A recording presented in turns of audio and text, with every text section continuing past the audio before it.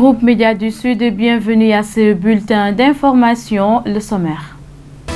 Les concertations nationales sur l'exploitation des ressources pétrolières et gazières à l'appel du chef de l'État se sont déroulées hier au Centre international de conférence Abdou Diouf de Diamniadio. L'objectif de ce dialogue est d'instaurer une gouvernance inclusive et transparente des ressources naturelles. À Ziguinchor, les acteurs politiques et les mouvements de la société civile ont réagi sur la question. Un CDD a réuni l'ensemble des acteurs éducatifs à la préfecture de Ziguinchor pour statuer sur le bon déroulement des examens du CFE et du BFM session 2017-2018. La rencontre a été présidée par le préfet du département de Ziguinchor. Bienvenue et merci de vous informer sur gms.sn. Au sortir de la concertation nationale sur l'exploitation des ressources pétrolières et gazières qui s'est tenue ce mardi à Diamniadio sous l'égide du chef de l'État, certains acteurs politiques et des membres de la société civile de Ziguinchor se sont prononcés sur le sujet. Taïbou Diédiou de l'UCS et Aliou Cissé, membres de la coalition, publié ce que vous payez, sont au micro de Maïmounaba et Paul Manga. En fait, notre opinion par rapport au dialogue initié par le président de la République lié aux ressources gazières, je pense que ça en concerne plus d'un. Et notre parti, dirigé par le président Abdoulaye Baldé, a bien voulu accepter l'invitation au dialogue du président de la République. Donc notre parti a pris part à ce dialogue et je pense que important. Pourquoi quand un président de la République convie des segments, parce qu'il ne faut pas dire, il faut reconnaître que ce n'est pas un dialogue politique, c'est un dialogue qui concerne tous les segments de la République, de ce pays. Donc c'est vrai, il y a les hommes politiques, il y a des économistes, il y a des gens, des personnes dont leur connaissance est liée au pétrole, il y a des chefs religieux, il y a en tout cas tous les segments véritablement de ce pays-là qui ont pris part à ces concertations. Prendre part à des concertations ne veut pas dire que tout ce qui se dira là-bas, tout ce qui se décidera là-bas, vous allez cautionner. Donc c'est pour aller partager, discuter et voir en tout cas la meilleure solution qui pourra en tout cas conduire notre pays à une meilleure gestion véritablement de nos ressources. A priori, je pense que la concertation est une très bonne chose. Mais la concertation également doit se faire sur des bases claires, sur des bases transparentes. Elle doit avoir un soubassement rien que social, économique, un soubassement de transparence, de bonne gouvernance. Ça, je pense que c'est un a priori. Quand on veut faire une concertation, elle doit avoir un temps par rapport à l'objet ou bien le sujet de concertation. Je ne condamne pas l'opposition pour avoir boycotté, parce que le préalable qu'elle avait posé, c'était par rapport à la transparence déjà dans ce qui a été posé comme acte jusqu'ici.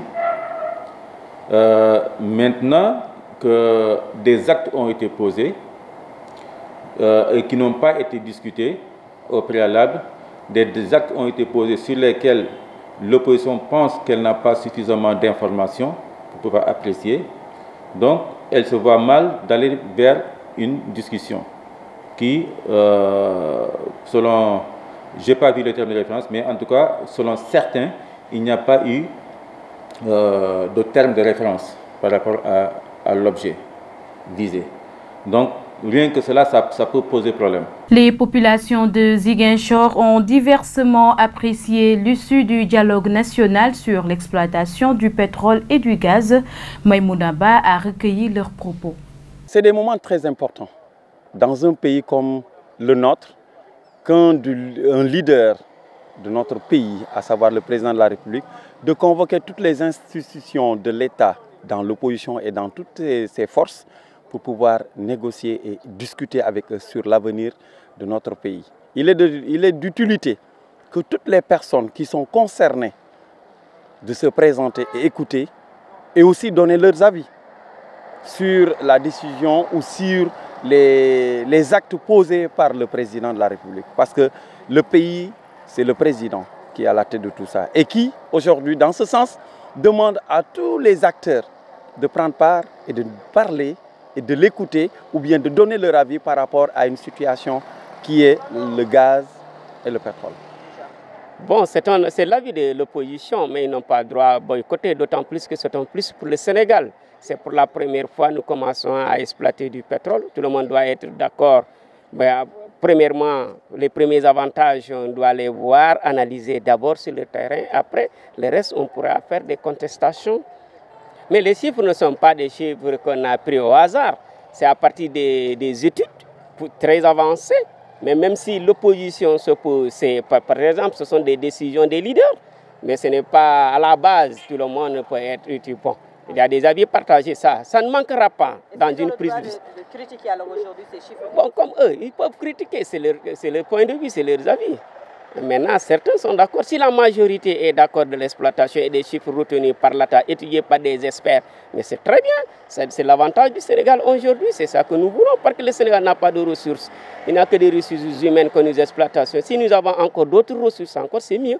Et puis nous parlons éducation dans cette édition. Les initiatives se multiplient pour le bon déroulement des examens scolaires dans le département de Ziguinchor.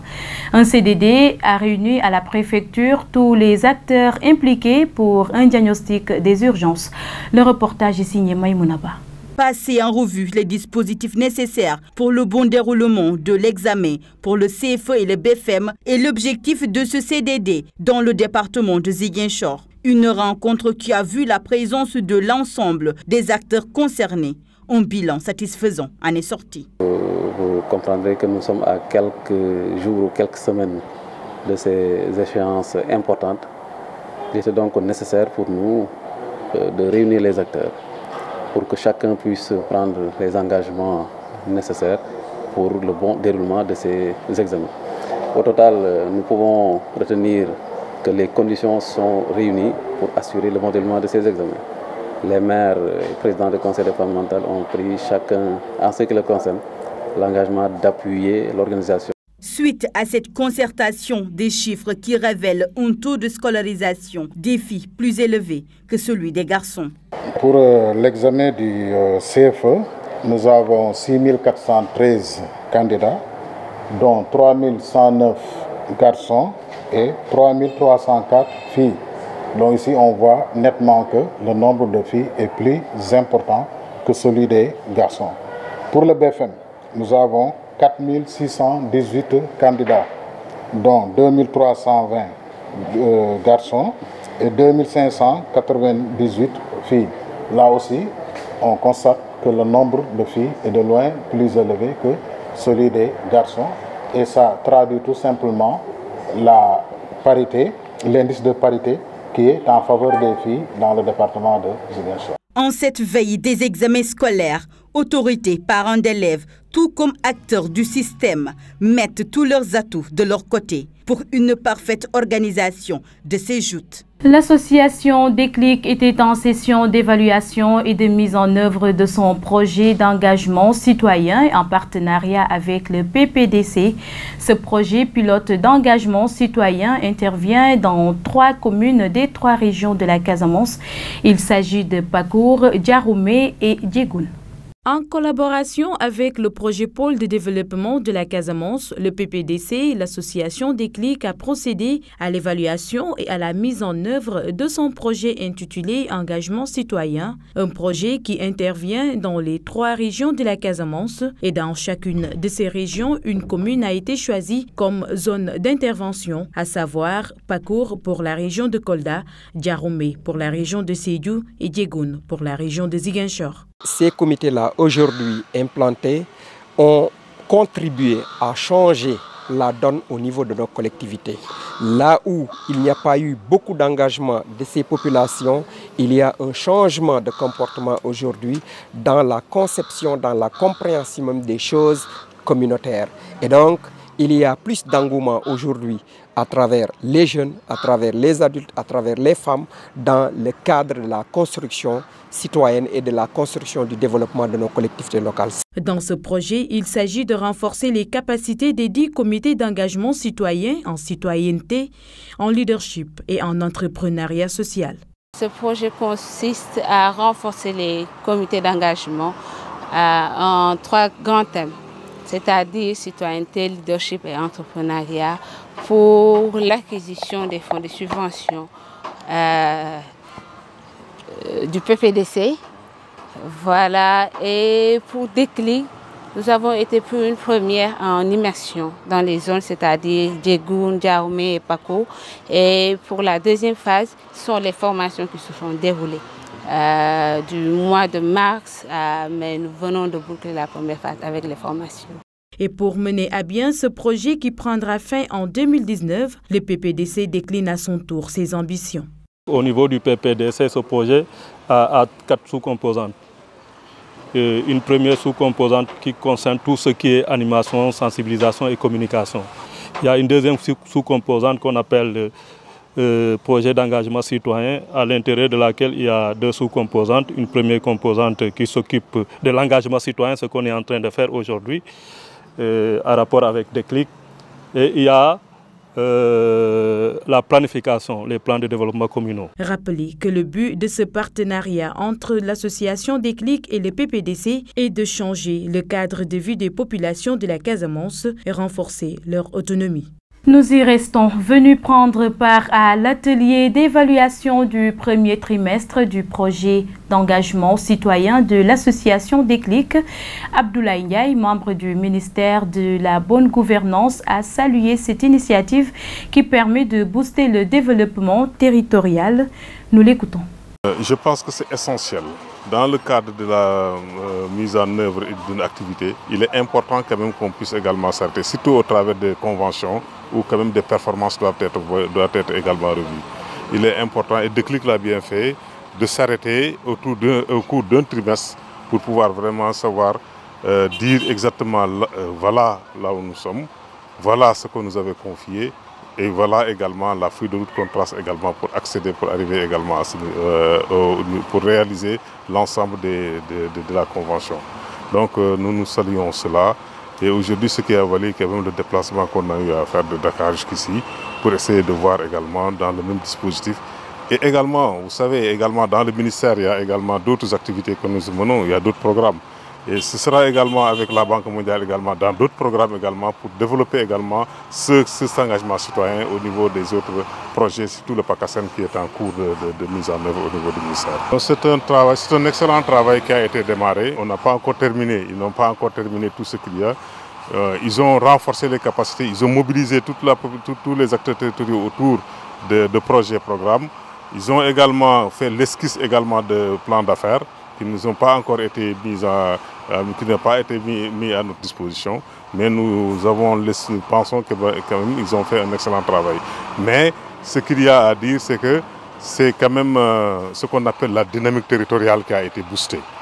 Et également, ils ont pu également, à travers ça également, travailler sur également des projets de territoire qui pourront également émerger et permettre également aux collectivités territoriales de pouvoir vraiment émerger. Toujours dans cette édition, l'affaire de la coupe de bois dans l'arrondissement de Signan a pris une autre dimension. 6 personnes de la scierie de Django, y compris le patron de cette entreprise, ont été arrêtées dans le cadre de l'enquête. Le maire d'Oulampane, par ailleurs 3e secrétaire élu du Haut Conseil des collectivités territoriales, cité dans cette affaire, serait en phase d'être entendu par les limiers, une affaire qui repose la lancinante question de la gestion des ressources naturelles, nous dit Cher Tidiane Sissé. Alors que les larmes coulent encore des yeux de certaines populations de la région sud, victimes du carnage survenu dans la forêt de Bofa le 6 janvier dernier à cause de l'exploitation frauduleuse du bois, au moment où des dizaines de personnes croupissent encore en prison attendant le sort qui leur sera réservé par la justice suite à leur implication présumée dans ce massacre, voilà que le démon de la division trouve encore un terrain propice dans l'arrondissement de Sindian où depuis quelques jours, deux communes, à savoir Sindian et Oulampan, se regardent en chien de faïence à cause encore de troncs d'arbres abattus à la ligne frontalière entre les deux collectivités territoriales. La guerre de verbes par presse interposée à laquelle se sont livrés les deux maires a fini par prendre des proportions inquiétantes. Outre des menaces, 6 personnes de la Syrie de Django, y compris le chef de l'entreprise, ont été arrêtées dans le cadre de l'enquête ouverte sur le terrassement de ces arbres au moment où, sur toute l'étendue du territoire de la Casamance, une loi interdisant toute coupe de bois fait l'objet d'application. Le maire de Lampan, par ailleurs, 3e secrétaire élu du Haut Conseil des collectivités territoriales cité dans cette affaire, aurait quitté Dakar pour rallier Bignona afin de déférer à une convocation des limiers. Rappelez que ce bruit de botte intervient dans un contexte de lancement du dialogue national sur le pétrole et le gaz. Des ressources naturelles synonymes de malédiction plutôt que de bénédiction pour les communautés, serait-on tenté de dire. Comme chaque mercredi, la rédaction vous propose sa rubrique santé. Aujourd'hui, Rokhaya nous parle des bienfaits de la tomate.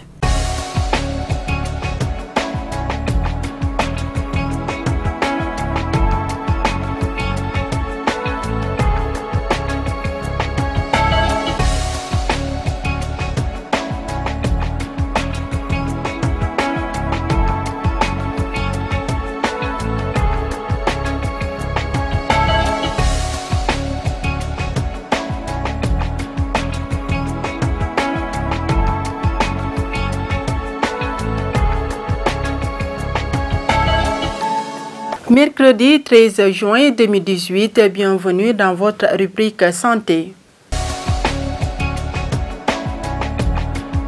Aujourd'hui, la rubrique santé s'est intéressée aux bienfaits de la tomate car on sait tous que c'est un fruit léger, riche en fibres, en vitamines et en minéraux comme le fer, le calcium, le zinc ou encore le magnésium.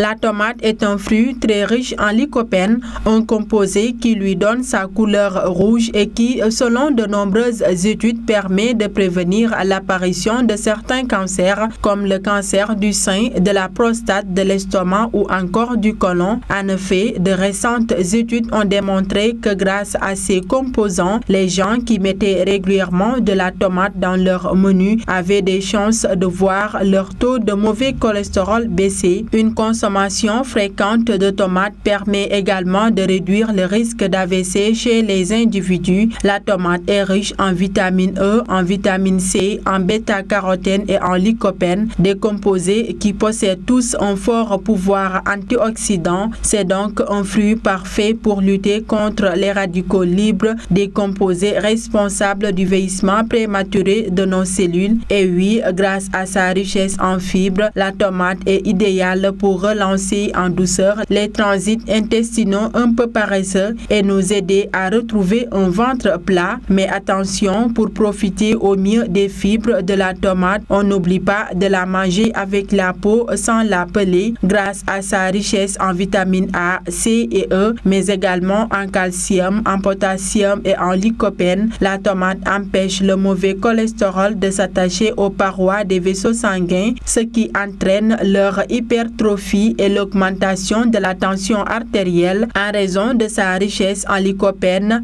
et en chrome, un oligo-élément très important dans le processus de métabolisation du glucose. La tomate pourrait améliorer le contrôle de la glycémie et prévenir l'apparition du diabète de type 2. Dernier bienfait santé que l'on peut reconnaître à la tomate, le lycopène qu'elle renferme est une substance qui a été reconnue très efficace pour lutter contre l'acné et les petits boutons qui viennent parfois se taper l'incruste sur notre visage. Mais attention, pour en profiter, il faut consommer des produits dérivés de la tomate, jus, ketchup, etc. C'est tout pour aujourd'hui. Rendez-vous est donné la semaine prochaine. Mais d'ici là, prenez soin de vous.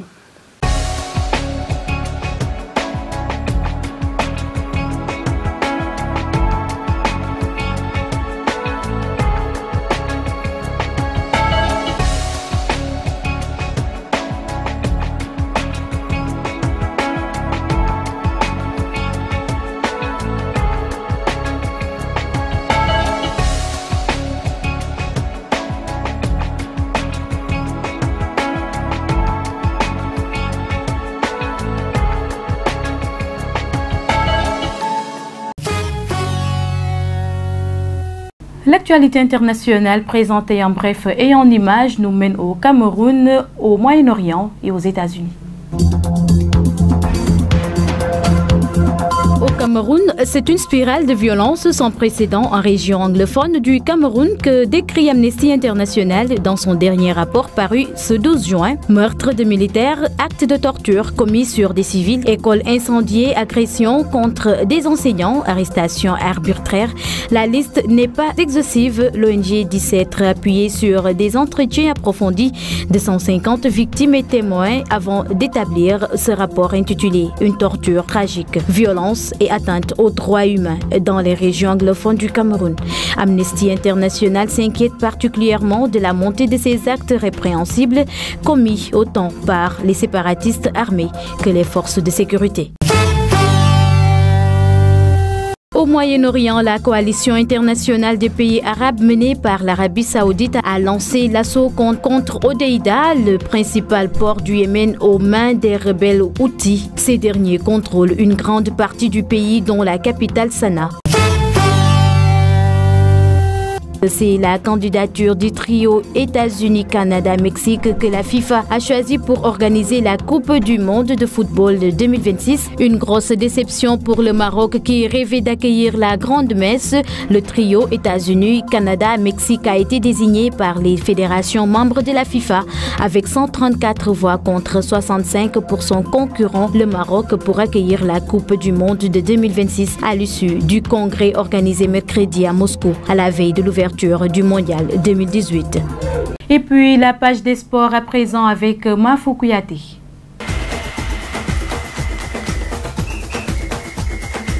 Le maintien dans l'élite du football sénégalais sera le principal enjeu de la 30e et dernière journée de la Ligue 1, dont les matchs auront lieu ce mercredi. Le championnat remporté depuis les 2 dernières journées par le Jaraaf de Dakar, 60 points, les 2 derniers relégués étant d'or et déjà connus, l'Union sportive de Ouakam et Guédiawaye Football Pro. La 3e équipe à descendre en Ligue 2 sera fixée sur son sort à la fin de la 30e journée. Ce sera Djambar, Niatali ou le Casa Sport. Le Casa Sport avec 34 points plus 3 est mieux placé que ses concurrents car, en plus de son nombre de points, il fera face dans son fief du stade Aline Sitoé Diatta à une équipe de Mbour Petite Côte démobilisée et déjà tournée vers la saison prochaine. En cas de victoire, le Casa Sport est assuré de se maintenir dans l'élite. Un nul ou une défaite n'est pas directement synonyme de relégation pour le club ziguinchorois, mais il devrait, dans ces 2 cas de figure, compter sur un faux pas des 2 autres prétendants au maintien en Ligue. Première équipe non relégable, Niatali 33 points moins 7 à son destin entre les pieds en cas de victoire sur le stade de Mbour, qui, comme l'autre équipe mourois, n'attend rien de ce championnat. Mais face à Niatali, les 2 clubs de Mbour auront le devoir de jouer à fond la sportivité pour ne pas donner l'impression d'avoir perturbé le déroulement du championnat. L'équipe de Guédiawaye Football Pro, déjà reléguée, va mener le barreau d'honneur pour ne pas tomber dans la 2e place de la Ligue 1 en 2017 à la dernière place cette année. Elle jouera contre Djambar, une équipe obligée de gagner ce match pour rester dans l'élite. Mais un succès ne garantit rien aux académiciens de Sali Portugal, qui, en plus de la victoire, doivent compter sur une défaite des 2 autres candidats au maintien, les Casa Sport et Niatali, pour s'en sortir. Le Jaraaf est déjà sacré champion, tandis que les 2 premiers relégués sont déjà connus. L'Union sportive de Ouakam, 14e avec 14 points, et Guédiawaye Football Pro, 15e avec 11 points. Voici le programme de la 30e journée. Sonacos jouera contre Teungueth FC, Jaraaf fera face à la Linguère, Guédiawaye Football Pro jouera contre Djambar, Casa Sport jouera contre Mbour Petite Côte, Ndiambour, Dakar Sacré-Cœur, Union sportive de Ouakam, Asdouane, Stade de Mbour, Niary Tally.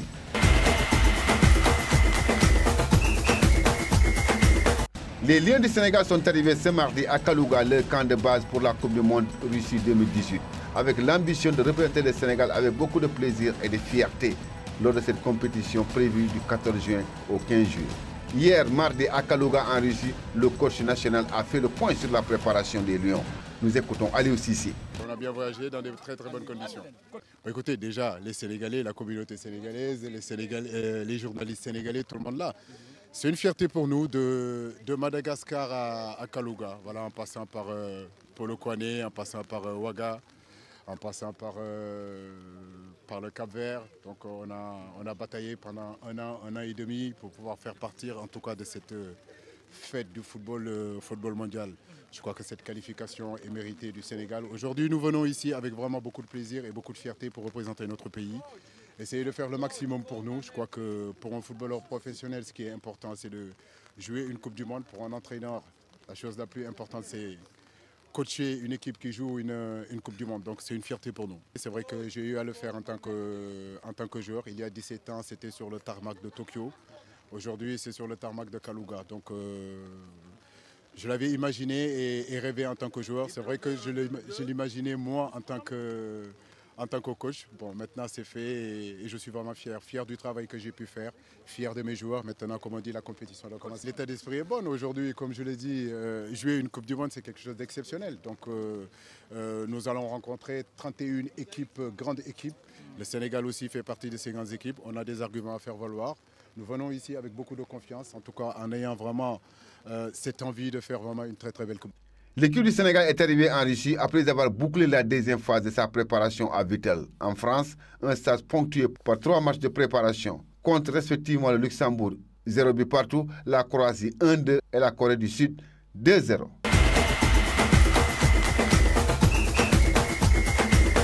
Le président de la fédération a annoncé mercredi le départ immédiat de son sélectionneur, dont le transfert au Real Madrid a été officialisé mardi. Furieux contre Julian Lopetegui, depuis l'officialisation de son départ au Real Madrid, mardi, le président de la fédération espagnole, Luis Rubiales, a annoncé son départ immédiat ce mercredi. Nous sommes obligés de nous séparer du sélectionneur. Revenu de Moscou en urgence mardi soir, où il devait assister au congrès de la FIFA, Rubiales s'est entretenu avec Lopetegui pendant la matinée.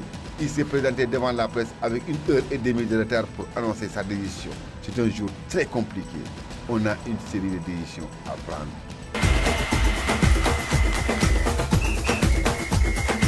La revue des quotidiens parue ce mercredi nous est présentée par Mohamedou Salif Niaï. Bienvenue à votre revue de presse de ce mercredi 13 juin 2018. Les concertations nationales sur l'exploitation des ressources pétrolières et gazières à l'appel du chef de l'État sont largement commentées par les quotidiens reçus ce matin. Ces concertations se sont tenues mardi au Centre international de conférence Abdou Diouf de Diamniadio avec l'ambition de contribuer à instaurer une gouvernance inclusive et transparente des ressources naturelles. Selon Le Soleil, Macky Sall opte pour la transparence. Le quotidien note que le COS Pétrogaz sera ouvert à la société civile.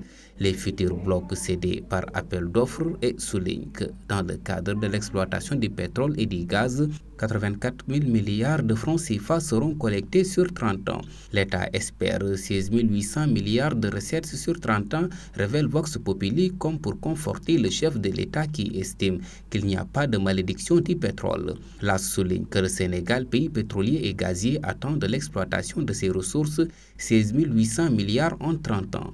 Le quotidien parle d'un dialogue dessous, notant que 16 800 milliards de recettes sont attendus sur 30 ans. La publication signale aussi que malgré l'absence de certaines franges de l'opposition qui ont choisi de ne pas répondre à l'appel au dialogue du président Macky Sall, la concertation s'est tenue en présence de toutes les couches de la société. Pour Sud Quotidien, Macky Sall cadre son dialogue en soulignant qu'il s'agit d'un débat national et non débat politicien. Pour Sud Quotidien, Macky Sall cadre son dialogue en soulignant qu'il s'agit d'un débat national et non d'un débat politicien. Macky Sall éclaire au pétrole selon l'Observateur qui cite le chef de l'État qui déclare qu'il n'y a pas de malédiction du pétrole qui tienne. Macky Sall mobilise autour du pétrole et du gaz selon Vox Populi qui écrit « Toutes les forces vives de la nation excepté l'opposition radicale ont répondu à l'appel ». Le chef de l'État veut faire voter toutes les lois sur la gestion du pétrole et du gaz avant fin octobre. Pour enquête, Macky Sall réussit son coup. Les absents ont tort. Malgré le boycott de l'opposition dite significative, les concertations nationales sur les recettes issues des ressources pétrolières et gazières ont été tenues hier à Diamniadio. Le président de la République, après avoir écouté tout le monde, a décliné sa feuille de route, écrit le journal. Selon Tribune, Macky Sall ouvre les vannes et fait des promesses de transparence pour éviter toute malédiction liée à l'exploitation de ces ressources. C'est dans cette optique que le COS Pétrogaz sera ouvert à la société civile. Parlant de ces concertations, Walfadjri estime en une que c'est la grande mascarade malgré le cérémonial qui a entouré l'événement. Le maquillage, la mascarade et le folklore ont pris le dessus sur les concertations, écrit Walf, qui note qu'il n'y a pas eu un débat sur les avis et griefs émis par des leaders de l'opposition sur les accords gaziers et pétroliers. Les quotidiens mettent aussi en exergue l'arrivée de l'équipe du Sénégal en Russie où la Coupe du Monde démarre jeudi. La sélection nationale du Sénégal a débarqué hier soir à Kalouga où elle a établi son camp de base. Et en attendant l'arrivée de la centaine de supporters sénégalais, Aliou Cissé et ses hommes peuvent compter sur un groupe d'inconditionnels russes et arméniens présents à l'aéroport de Kalouga pour leur témoigner leur affection. Toutefois, à cause de la pluie, ces derniers n'ont pas pu leur serrer la main ou encore leur faire signer des autographes comme espéré, écrit Le Soleil. Les Lions sont déjà dans le bain du mondial, note l'Observateur. Le coach Cissé déclare dans le journal « Nous sommes formatés pour gagner ces grands matchs. Les Lions sont prêts pour la bataille mondiale selon Libération ». Stade Quotidien affiche à sa une les Lions Andanan à Kalouga en Russie. Le journal nous informe que Sadio Mané a été accueilli en superstar. Nous terminons avec sur l'amble le quotidien des arènes sénégalaises qui mentionne Balagaï est entouré de faux types pour reprendre les propos de Double Less. C'est tout pour les parutions du jour. À vos journaux et bonne lecture. Merci à toi Mohamedou Salif Ndiaye, et c'est par cette revue des quotidiens que nous bouclons ce bulletin d'information. Merci de l'avoir suivi. Excellente suite des programmes sur gms.sn et sur la 89.3 FM également. Au revoir.